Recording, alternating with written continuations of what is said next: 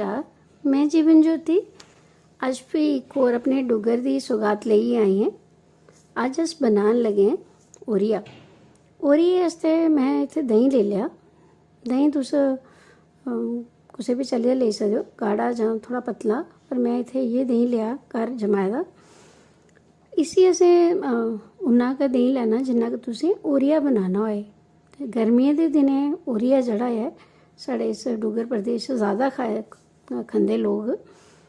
तो ब्याह शादियों भी तुहानूं पता ओरिया बनदा ही बनदा, आलू दा, कद्दू दा, भिंडी दा, है ना, मते सारे ओरिये बनदे। इत्थे मैं ये जिहड़ी ओरी है ये मैं कुट्टियै रखी लेदी ही। तुस चाहो तो ताज़ी ओरी भी उसलै कुट्टियै पाई सकदे हो। मैं इत्थे कोई 1 चमचा हारी ओरी जिहड़ी है वो पाइयै इसी दही च मिक्स करियै रलाइयै इसी मैं थोड़ी देर आस्ते छोड़ी देना। ज़्यादा कोला ज़्यादा 2 जां 3 घंटे भी बड़े ज़्यादा होंदे न गर्मियें च। इसी तुस जिसलै खट्टियै रखी ओड़गे घंटे 2 घंटे ताईं ते जेह्ड़ी थोड़ी ओरी है ओह् फरमैंट हो जंदी है। आलू मैं उबालने रखी लेदे हे, एह्दे में थोड़ा हारा पाई लेआ लून ते बस ये मेरे आलू उबलिए दे। थोड़ा नेहा रखी लिया मैं तेल जेह्ड़ा इत्थे मैं सरों दा ही तेल लिया। ओरियें च जेह्ड़ा अस तड़का लान्ने आं ओह् सरों दे तेल दा ही लान्ने आं। इहदे च मैं पाई लिया जीरा ते तुस चाहो ते इ'यां सिद्धा भी लाई सकदे हो। 2-3 पत्ते मैं तेज पत्तर पाई ले। मर्च एक मैं सुक्की पाई लेई, एक थोड़ी हारी लाल पाई लेई, एक मैं इहदे च मोटी इलाची भी पाई लेई। थोड़ा अगर मन मोटी इलाची पानी नहीं है स्याले गर्मियें दिनें तुस छोड़ी भी सकदे हो। इत्थे 1-2 सुक्की मर्च भी पाई लेई है। दरअसल मर्चां मैं इत्थे ज़्यादा तां पानी है क्योंकि सानूं ओरिया जेह्ड़ा है वो तिक्खा तिक्खा ही खाने दा मज़ा आंदा।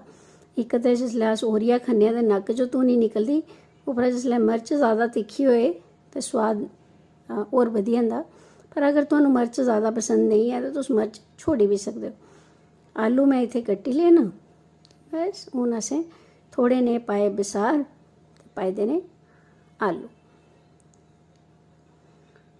इ'नें गी असें आलूएं गी अग्गें गै जियां तुसें दिक्खेआ उबले दे आलू न, इ'नें गी असें बस रलाना गै ते रलाइयै इत्थे पाई लेई जरा सारी रंगदार कश्मीरी मर्च। ते एह् मर्च सिर्फ रंग देने आस्ते है इसी ओरिये गी, अदरवाइज एह्दी कोई तिक्खापन निं होंदा एह्दे च। ते बस थोड़ा हारा पाई लेआ इत्थे लून असें ओह्दे च बी पाए दा हा, उस्सै स्हाबै दा तुस लून पाएओ जेह्दे कन्नै कि लून थोड़ा ज़्यादा निं होई जाए। पर जियां तुहानूं पता कि दही भी है ते ओरी भी लानी है ते लून थोड़ा ज़्यादा रखने पौंदा। अच्छा, ये जेह्ड़ा मैं तड़का लान लगी आं एह् ऑप्शनल है, थोड़ा मन करग ते लाएओ नहीं तां नेईं। पर इत्थे मिगी तड़का आह्ला ओरिया ज़्यादा पसंद है। अस ते इसी धूनी भी लान्ने आं, पर अज्ज मैं धूनी नहीं लानी। इत्थे मैं 1-2 मर्चां होर पाई लैनियां।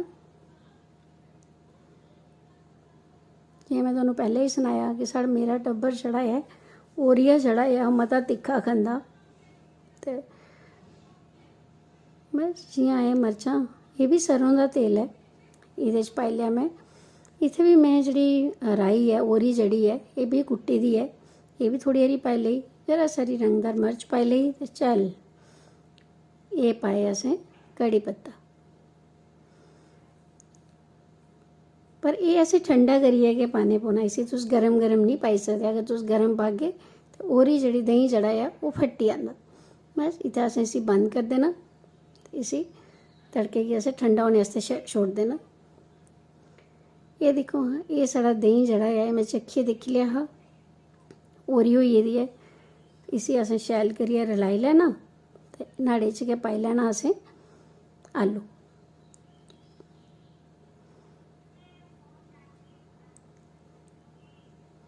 ये जेह्ड़ा ओरिया है आलू आह्ला एह् साढ़े इत्थे ब्याह शादियें च भी मता बनदा। ते जियां मैं तुहानूं पैह्लें ही आखेआ कि गर्मियें दे दिनें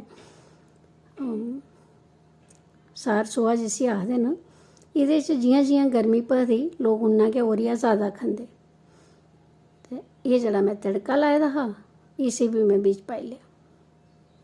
तुस चाहो ते बगैर तड़के भी बनाई सकदे हो, चाहो ते तड़के आह्ला भी बनाई सकदे हो। बस इ'यां असें रलाइयै इसी रखी लैना ते एह् लैओ जी साढ़ा ओरिया त्यार। ਇਹ ਬੜਾ ਕਿ ਸਵਾਦਲਾ ਹੁੰਦਾ ਤੇ ਨਰੋਇਆ ਬੜਾ ਹੁੰਦਾ। ਸਰੀਰੇ ਦੀ ਗਰਮੀ ਆਖਦੇ ਇਹਨੇ ਦਿਨੇ ਬਾਹਰ ਕੱਢਦਾ ਹੈ। ਬਣਾਇਓ, ਖਾਇਓ, ਸਭ ਨੇ ਖਿਲਾਇਓ। ਆਪਣੇ ਡੁੱਗਰ ਪ੍ਰਦੇਸ਼ ਦੀਆਂ ਬੜੀਆਂ ਸਾਰੀਆਂ ਸੁਗਾਤਾਂ ਨੇ ਔਰ ਸਾਰੀਆਂ ਨਰੋਈਆਂ ਨੇ। ਉਮੀਦ ਕਰਾਂਗੇ ਤੁਸੀਂ ਸਾਰਿਆਂ गी ਪਸੰਦ ਆਊਗਾ।